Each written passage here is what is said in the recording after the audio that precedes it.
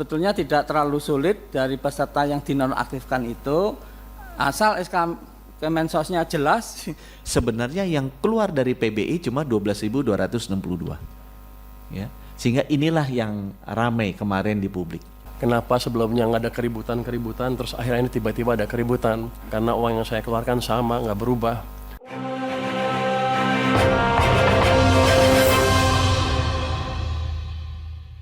Saudara-saudara sekalian, pertemuan pada hari ini kita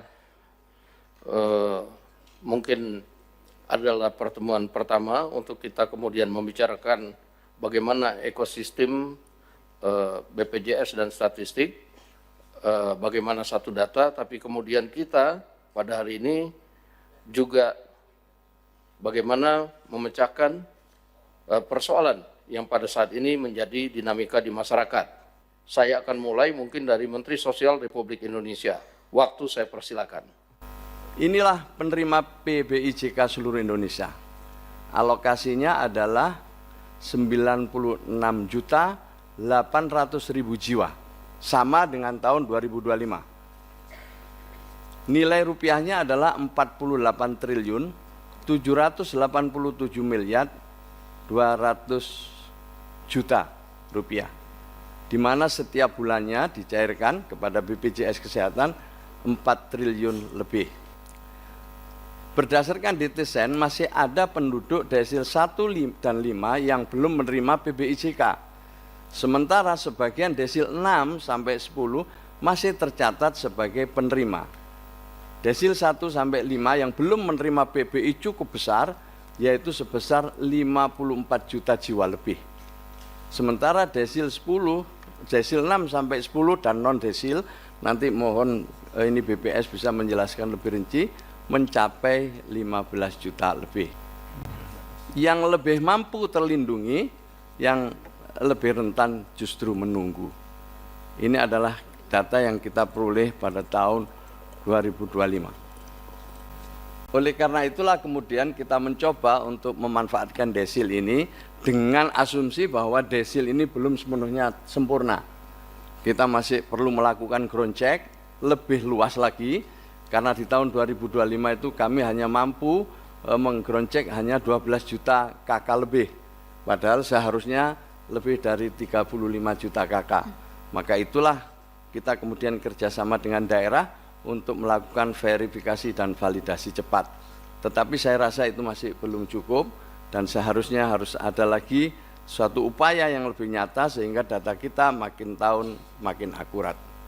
Jadi saya ulang lagi, 13 juta lebih yang kita nonaktifkan, 87.000 lebih diantaranya melakukan reaktivasi dan sebagian lagi berpindah menjadi peserta mandiri dan sebagian lagi dibiayai oleh pemerintah daerah.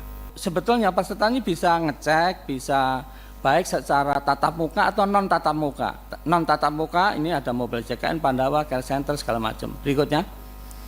Nah, sekali lagi, jadi kalau sudah terlanjur di rumah sakit, nah itu bisa ke PIPP, bisa ke Mall Pelayanan Publik, bisa ke BPJS Keliling, bisa ke kantor BPJS, bisa ke BPJS 1.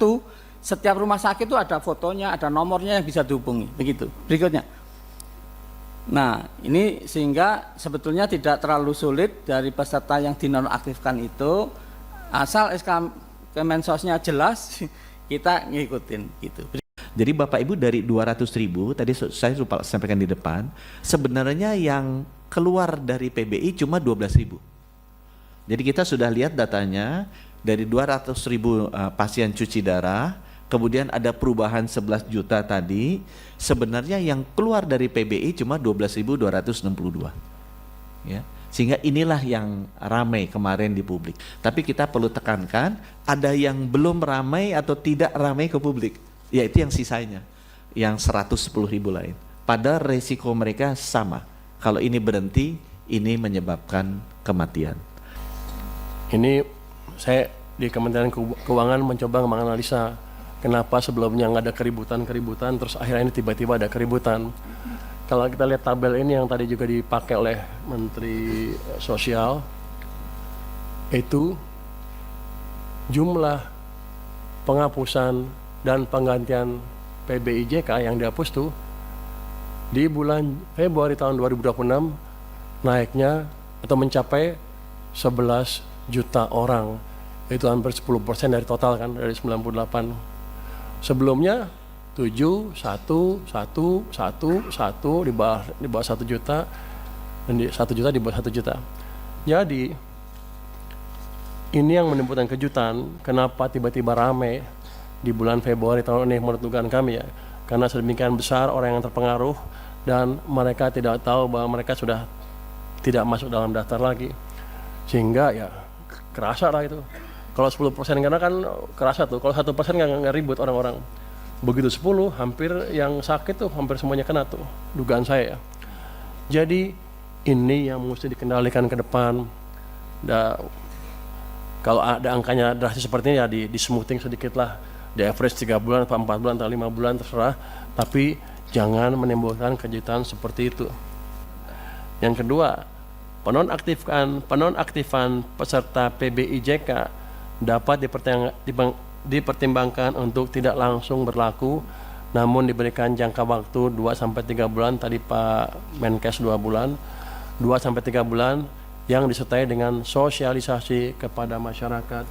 Jadi begitu mereka masuk list, tidak masuk lagi ke daftar PBI, langsung trigger sosialisasi ke mereka bahwa mereka tidak masuk lagi ke list itu, sehingga mereka bisa melakukan tindakan yang diperlukan.